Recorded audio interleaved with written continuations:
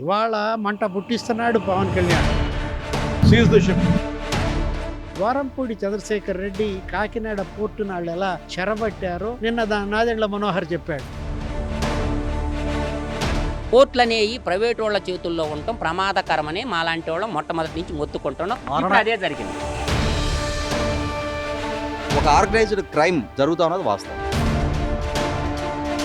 వాళ్ళ Kakinada port KV రావుని బెదిరించి అరవిందో పరం చేయటం. 108 కుంభకోణం ఎంత పెద్ద కుంభకోణం అరవిందో వాళ్ళు చేసింది. అసలు గ్రామాల నుంచి అసలు అక్కడ దాకా ఎలా చేరినాయి? నేషనల్ హైవే మీద ఎక్కడ చెక్ చేయరా అధికారులు? వైసీపీ విముక్త ఆంధ్రప్రదేశ్ వచ్చేసింది. ఇవాళ మాఫియా విముక్త ఆంధ్రప్రదేశ్ రావాలి. రేషన్ షాపుల ద్వారా కందిపప్పు అందిస్తా ఉన్నారు, షుగర్ అందిస్తా ఉన్నారు, తర్వాత గోధుమలు అందిస్తా ఉన్నారు. అవి బ్లాక్ మార్కెట్ అవ్వట్లేదు కదా, ఎందుకంటే అవి ఇళ్లలో వాడుకుంటా ఉన్నారు. దీంట్లో ఎంత పెద్దోడున్నా వదలకూడదు అనేదే నా యొక్క భావన.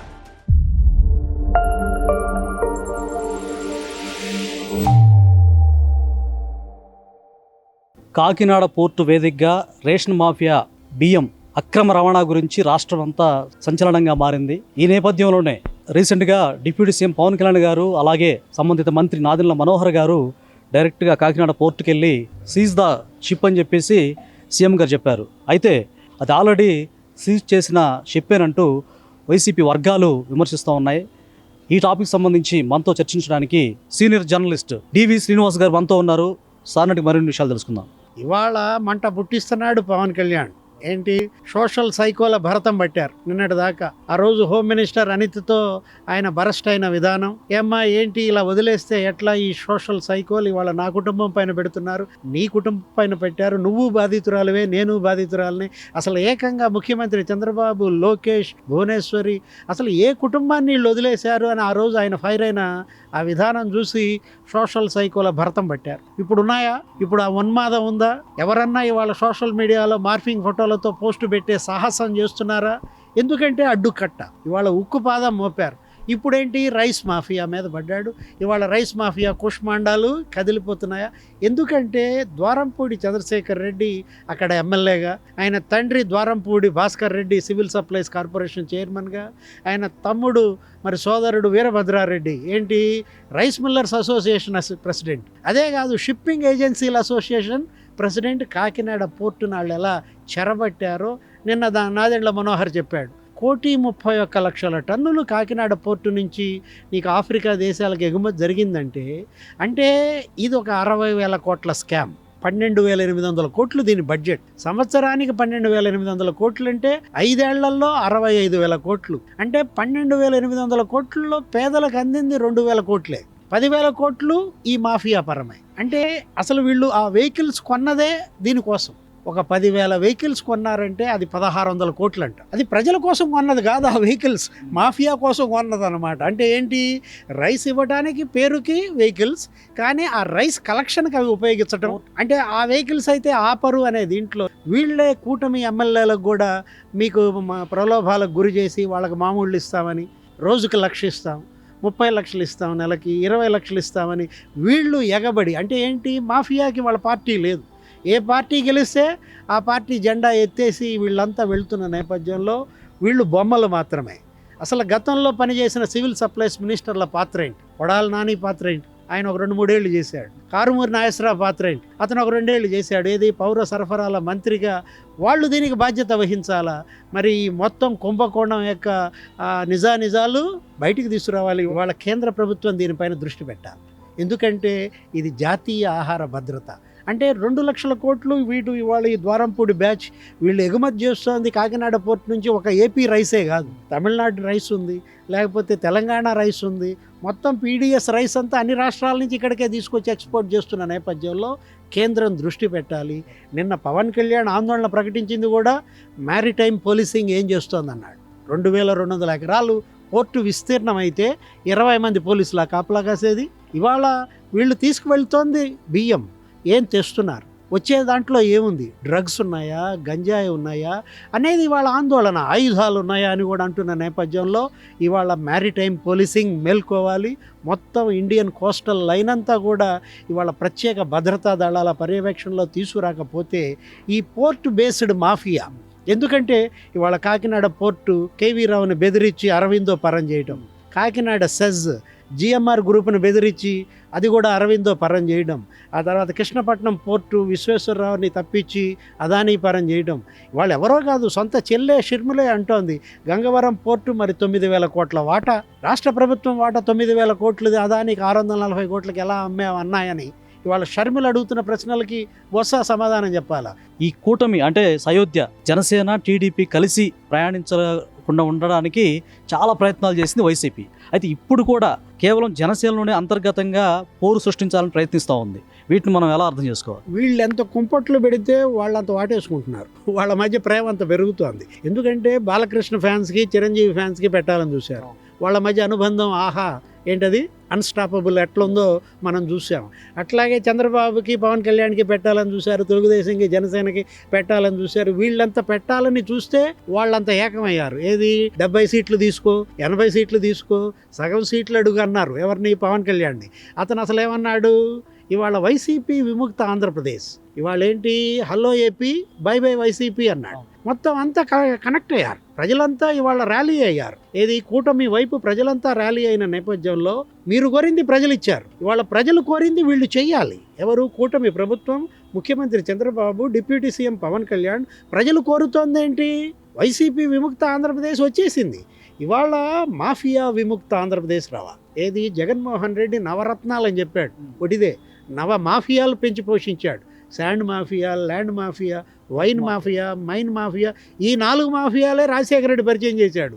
అవి కాకుండా ఇప్పుడు కొత్తగా ఇంకొక 5 వచ్చాయి, డ్రగ్స్ మాఫియా అని, గంజాయి మాఫియా అని, మట్టి మాఫియా అని, గ్రావెల్ మాఫియా అని, ఇప్పుడు ఇది ఏది రైస్ మాఫియానా. ఈ 9 మాఫియాల భరతం పడితే మాఫియా విముక్త ఆంధ్రప్రదేశ్ ఏర్పడితేనే ఇవాళ ప్రజలు ఇచ్చిన తీర్పు మ్యాండేట్కి వీళ్ళు న్యాయం చేసినట్లు అవుతాయి. సామాజిక విశ్లేషకులు, రాజకీయ విశ్లేషకులు అప్పసాని రాజేష్ గారు మనతో ఉన్నారు.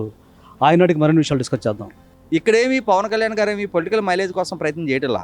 పవన్ కళ్యాణ్ గారు చేస్తున్న ప్రయత్నం ఏంటి, ప్రజల కోసం ప్రజా పంపిణీ వ్యవస్థ ద్వారా పంపిణీ చేయబడుతున్న బియ్యం అక్రమ మార్గాల్లో విదేశాలకి తరలితా ఉంది. ఆహార భద్రత కోసం ప్రభుత్వం సబ్సిడైజ్డ్ బియ్యాన్ని ప్రజలకు అందిస్తూ ఉంటే అది కొంతమంది అక్రమార్కులు ఒక మాఫియాగా, ఒక ఆర్గనైజ్డ్ క్రైమ్లుగా వ్యవహరిస్తూ విదేశాలకి బియ్యాన్ని తరలిస్తున్నారు అని చెప్పని ఆయన దాన్ని వెలుగులోకి తీసుకొచ్చే ప్రయత్నం చేస్తూ ఉన్నారు.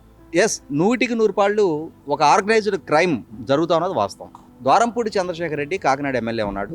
ఆయన కాకినాడ పోర్టు ద్వారా రాష్ట్ర వ్యాప్తంగా ఈ బియ్యాన్ని సేకరించి విదేశాలకు ఎక్స్పోర్ట్ చేస్తూ ఉన్నాడు. ఎస్, అది కూడా వాస్తవమే. ద్వారంపూడి చంద్రశేఖర్ రెడ్డి కాకుంటే ఇంకొక సుబ్బారెడ్డో, ఇంకొక ఎల్లారెడ్డో, లేదు ఇంకొక నాయుడు, ఇంకొక చౌదరో ఆ వ్యాపారాన్ని కొనసాగిస్తారు. కానీ ఆ వ్యాపారానికి అసలు ఆస్కారం ఎక్కడ కలుగుతుంది?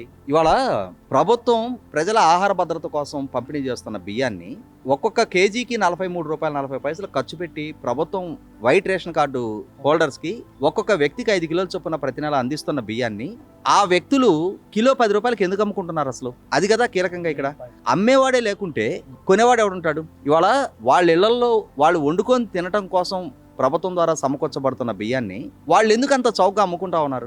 మేము చిన్నతనంలో, అంటే నాకు 12-11 సంవత్సరాల వయసు ఉన్నప్పుడు ఎన్టీ రామారావు గారు తెలుగుదేశం పార్టీ ప్రకటన కూడా జరగకముందు ఆ రోజుల్లో ప్రజల జీవన ప్రమాణాలు ఎలా ఉండేవి అని అంటే కనీసం బియ్యం అందరూ కొనుక్కోగలిగే స్తోమత కూడా ఉండేది కాదు. మా కళ్ళ ముందు నూకలు కొనుక్కొని వెళ్ళి ఆ నూకలు వండుకొని తిన్న ప్రజలను చూసాం మేము. అంటే కడుపు నిండా 3 పూట్ల తినగలిగే స్తోమత కూడా లేని రోజులు. అటువంటి జనాన్ని మా కళ్ళ ముందు చాలా మందిని చూసాం.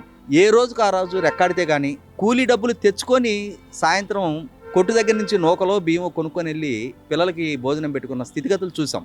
అటువంటి స్థితి నుంచి ఎన్టీ రామారావు గారు ముఖ్యమంత్రిగా బాధ్యతలు చేపట్టిన తర్వాత ప్రజలకి ముందు కూడు గుడ్డ నీడ ఉండాలి అని చెప్పని ఆయన 2 రూపాయల కిలో బియ్యం పథకాన్ని తీసుకొచ్చిన తర్వాత అది పేద ప్రజలకు ఒక వరదాయనిగా మారింది. ఆ రోజు పీడిఎస్ సిస్టమ్ ద్వారా అందించిన బియ్యం అవే ప్రజలు మహాభాగ్యం అనుకొని వండుకొని తిన్నారు ఆ రోజుల్లో. కానీ తర్వాత రోజుల్లో ముఖ్యంగా గత 2-2.5 దశాబ్దాలుగా ప్రజల జీవన ప్రమాణాల్లో మార్పు వచ్చింది. ప్రజల కొనుగోలు శక్తి పెరిగింది, లైఫ్ స్టాండర్డ్స్ పెరిగాయి, లైఫ్ స్టైల్స్ కూడా మారాయి, ప్రజల ఆహారపు అలవాట్లు కూడా మారినాయి. ఈ ప్రజా పంపిణీ వ్యవస్థ ద్వారా పంపిణీ చేయబడుతున్న బియ్యం ప్రజలు వాళ్ళ సొంత అవసరాలకి తినటం మానేశారు. అంటే ఇవాళ మనం లెక్కకి మన రాష్ట్రంలో 1,48,00,000 వైట్ కార్డ్స్ ఉన్నాయని చెప్పని చెప్పుకుంటున్నా కూడా వాస్తవ రూపంగా అంత దారిద్ర్య రేఖకి దిగువన ప్రజలు లేరు. ఇవాళ చాలా కుటుంబాలు నా కళ్ళ ముందు గత 30-40 సంవత్సరాల్లో ఆర్థికంగా సామాజికంగా చాలా పురోగతి సాధించారు. గ్రామీణ ప్రాంతాల నుంచి చెప్తున్నా నేను.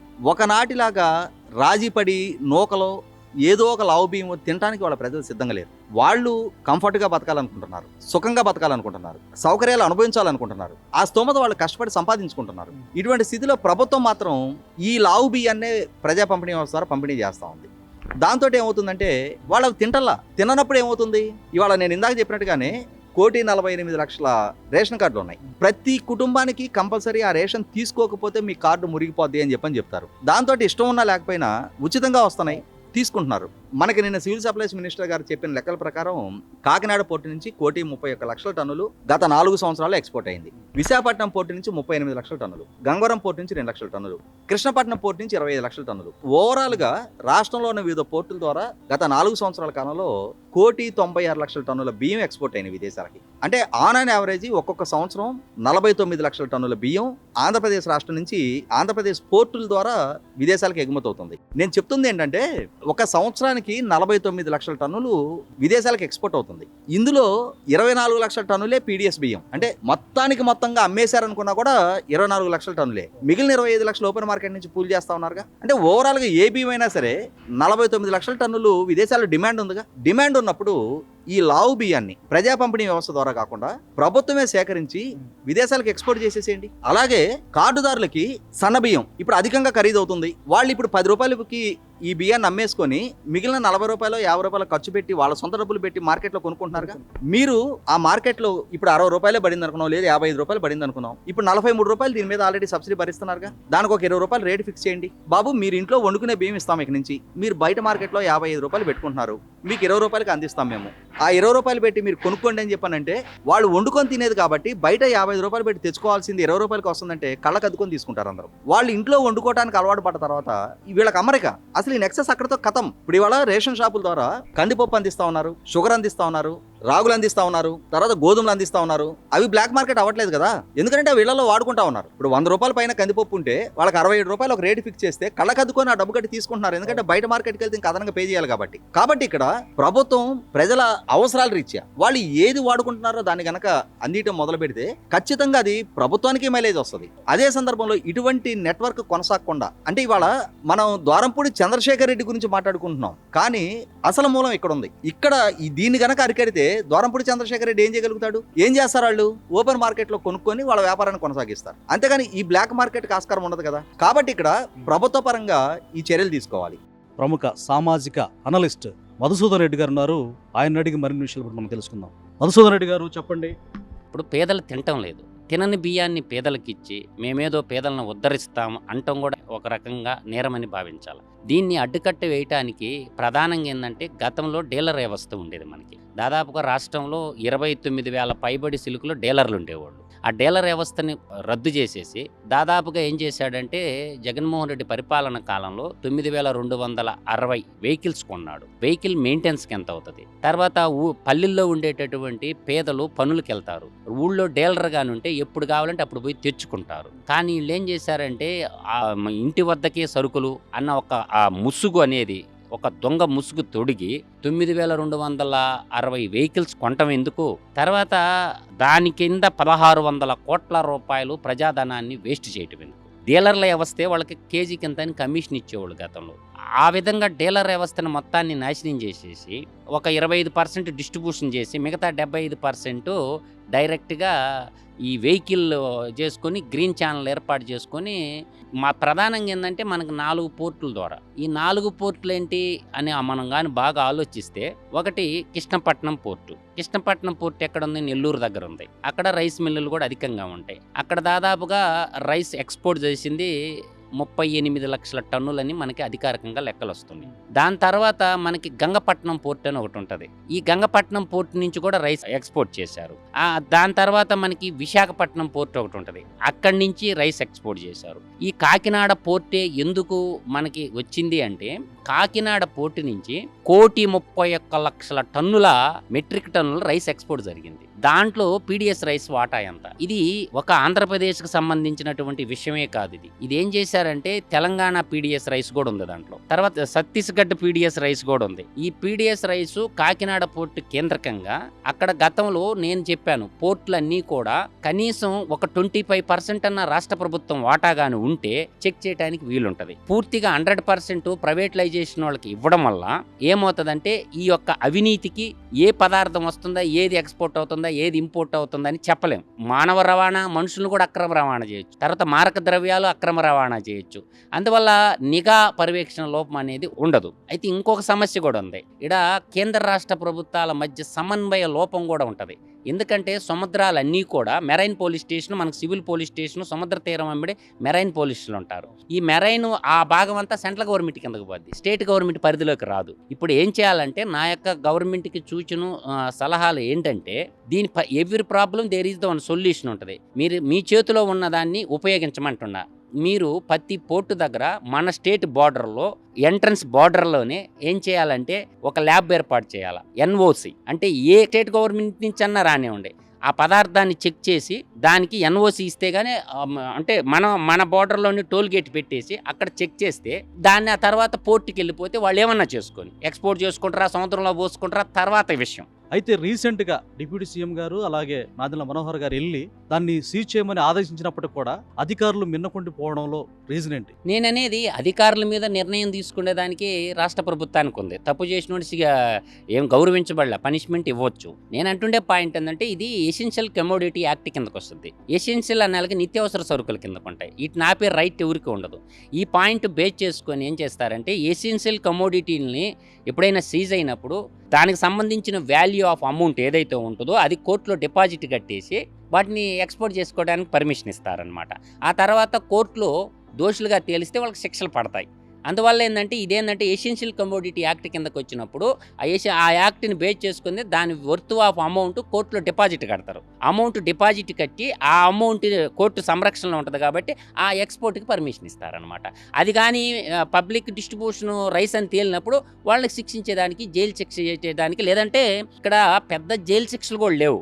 1 year 2 year జైలు ఉంటుంది. కొంత ఫైన్ అనేది వేస్తారు. ఆ ఫైన్కి ఎందుకంటే వాళ్ళు దోచుకున్నారు, 1000 కోట్లు ఉన్నాయి కాబట్టి ఫైన్ కట్టడానికి రెడీ అయిపోతారు. అందువల్ల వాళ్ళు శాశ్వతంగా చట్టాల్లో, ఎసెన్షియల్ కమోడిటీ యాక్ట్ చట్టాల్లో ఎవరైనా సరే పదార్థాలు కల్తీ చేసినా, పదార్థాలు నిషేధిత పదార్థాలు ఉత్ప్రేరకాలు ఎక్స్పోర్ట్ చేసినా యావజ్జీవ కారాగార శిక్ష పడేటట్టు ఆ ఎసెన్షియల్ కమోడిటీ యాక్ట్ని ఏం చేయాలి, అమెండ్మెంట్ చేయాలి. అమెండ్మెంట్ చేయకపోతే పనిష్మెంట్. జడ్జీలు కూడా ఏం చేయలేదు. ఇప్పుడు శాసనం తయారు చేయాల్సింది ఎవరు? ఇప్పుడు గుర్తుపెట్టుకోండి, ఎవరైతే ఎమ్మెల్యేలు, ఎంపీలు ఉన్నారో వాళ్ళు శాసనాలు తయారు చేస్తారు. ఇంప్లిమెంటేషన్ చేసేది అధికారుల పాత్ర. జడ్జిమెంట్ తీర్పు ఇవ్వాలన్నా జడ్జీలు ఎలా ఇస్తారు తీర్పు? చట్టాల్లో లొసుగులు ఉన్నప్పుడు ఆ లొసుగులను ఆసరాగా ఉపయోగించుకొని చెలరేగిపోతుంటారనమాట. దొరికితే దొంగ, దొరకపోతే దొరలు. నా ఉద్దేశంలో అయితే పోర్టులు ఎట్టి పరిస్థితుల్లో కూడా అండర్ గవర్నమెంట్ కంట్రోల్లో ఉండాలే తప్ప ప్రైవేటలైజేషన్ కానీ పోర్టులు అయితే, నేను ఎప్పటి నుంచో చెప్తుంటా, గతం నుంచి చట్టాలు తయారు చేసి గ్లోబలైజేషన్లో భాగంగా పోర్టులు కానీ ప్రైవేట్ వాళ్ళకి కానీ ఇస్తే ఏమొస్తుందో ఏం పోతుందని ఎవడు పట్టించుకోడు. ఇప్పుడు డైమండ్స్ని, బంగారాన్ని కూడా ఎక్స్పోర్ట్ చేయొచ్చు, లేదు బ్లాక్ మనీని కూడా ఇతర దేశాలకు ఎక్స్పోర్ట్ చేయొచ్చు, మనుషులను కూడా ఇతర దేశాలకు ఎక్స్పోర్ట్ చేయొచ్చు. పోర్టులు అనేవి ప్రైవేట్ వాళ్ళ చేతుల్లో ఉండటం ప్రమాదకరమని మాలాంటి వాళ్ళం మొట్టమొదటి నుంచి మొత్తుకుంటున్నాం. అదే జరిగింది. అయితే ప్రధానంగా ఈ అరబిందో కంపెనీ బ్లాక్మెయిల్ చేసి అంత వాటాను చేజెక్కించుకుంది అనేటువంటి ఆరోపణకు మీరేం చెప్తారు? ఒక విషయం బాగా గుర్తుపెట్టుకుని, అరబిందో ఎవరిది? ఇప్పుడు A2గా ఉన్నాడు కదా వేణుంబాకం విజయసాయి రెడ్డి, వాళ్ళ అల్లుడిదే కదా. ఒకప్పుడు ఫార్మా సెక్టార్లో అరబిందో అనేది చాలా గ్రేట్ కంపెనీ. వాళ్ళు ఎప్పుడైతే వీళ్ళతో చేతులు కలిపారో జైలు పాలైపోయింది. ఢిల్లీ లిక్కర్ స్కామ్లో A2 ముద్దాయిగా ఉన్న పినాక చరచంద్రారెడ్డి ఎవరు? అతను అప్రూవర్గా మారితేనే కదా బెయిల్ వచ్చింది. తిహార్ జైల్లో నుంచి ఎలా బయటకు వచ్చాడు?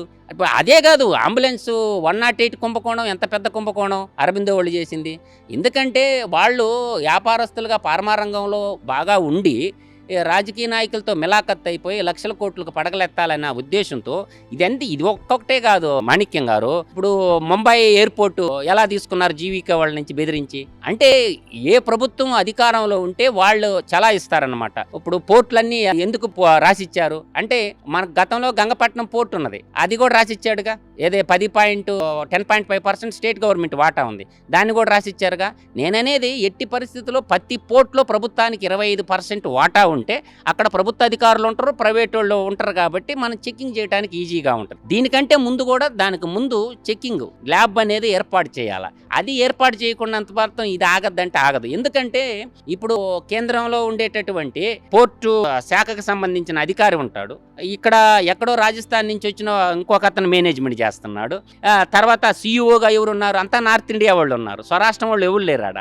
అక్కడ కూడా ఒక కమిటీ ఉంది, అగర్వాల్ కమిటీ. ఇది సెంటర్లో ఉండే ఆఫీసర్ అగర్వాలే, దీన్ని డీల్ చేస్తుండేవాడు అగర్వాలే, సిఇఓ అగర్వాలే. ఈ అగర్వాల్ కమ్యూనిటీ అంటే ముందు ఉందన్నమాట. వాళ్ళకి బలం ఉంది, కేంద్రంలో బలం ఉంది కాబట్టి మేనేజ్మెంట్ చేసుకోగలుగుతున్నారు. కాబట్టి ఇది లోతుగా దర్యాప్తు చేస్తే కానీ, నేను చెప్పాను కదా 2 కోట్ల పైబడి టన్నులు ఎక్స్పోర్ట్ అయినట్టు, వాటిల్లో ఆ బాస్మతి రైస్ ఎంత, తర్వాత నీకు బీపీటీ రైస్ ఎంత, సోనా మసూరి రైస్ ఎంత, దాంట్లో మిక్స్ చేసినటువంటి ఈ పబ్లిక్ డిస్ట్రిబ్యూషన్ స్కీమ్కి సంబంధించిన పేదల రేషన్ బియ్యం ఎన్ని, అవి నిగ్గు తేల్చాల్సింది ఎవరు తయారు చేయాలి? ప్రభుత్వమే నిగ్గు తేల్చాలి. అసలు గ్రామాల నుంచి అసలు అక్కడ దాకా ఎలా చేరినాయి? అంటే ఎన్ని చెక్ పోస్టులు దాటినాయి? నేషనల్ హైవే మీద ఎక్కడ చెక్ చేయరా అధికారులు? అంటే ఇప్పుడు ప్రతి జిల్లాకి ఒక చెక్కింగ్ పాయింట్ ఉంటాయి కదా, అక్కడ కూడా చెక్కింగ్ పాయింట్లో పెట్టుకోవచ్చు కదా. రేషన్ బియ్యమా మంచి బియ్యం అనే సంగతి అక్కడ కూడా చెక్ చేయొచ్చుగా. తిలా పాపం తలా తిడికిలని ఇప్పుడు అధికారులు ఇప్పుడు ఎక్కడో చిత్తూరు జిల్లాలో రైసు కాకినాడ పోర్టుకి ఎలా వస్తాయి? ఎన్ని చెక్ పోస్టులు దాటుకుంటా వచ్చినాయి?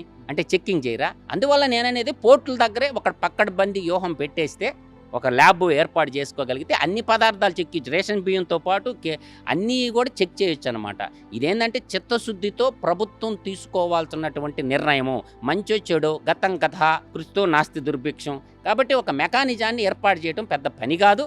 ప్రభుత్వం నిర్ణయం తీసుకుంటే ఒక 100 కోట్లు కానీ ఖర్చు పెట్టగలిగితే, దీనికి మొత్తానికి 4 కోట్లు కాడ 4-5 కోట్లు పెట్టగలిగితే దాని కొంత పర్సంటేజ్ ఏంటి చెక్కింగ్ పర్సంటేజ్. ఇప్పుడు మన చిన్న బర్త్ సర్టిఫికేట్, డెత్ సర్టిఫికేట్ మీ సేవలో డబ్బులు కడతలా, అట్లే ప్రతి లారీని చెక్ చేయడానికి ఒక కమిషన్ ఇస్తే వాళ్ళ చేతాలు వాళ్ళకి ఏర్పాటు అవుతుంది కదా. కాబట్టి ఒక ప్రొటెక్షన్ ఉంటుంది. అలాగే మన స్టేటు స్పెషల్ మన ఈగలు పెట్టారు కదా, కాబట్టి ఆ టీంని కూడా ప్రతి ఇక్కడ పెట్టండి.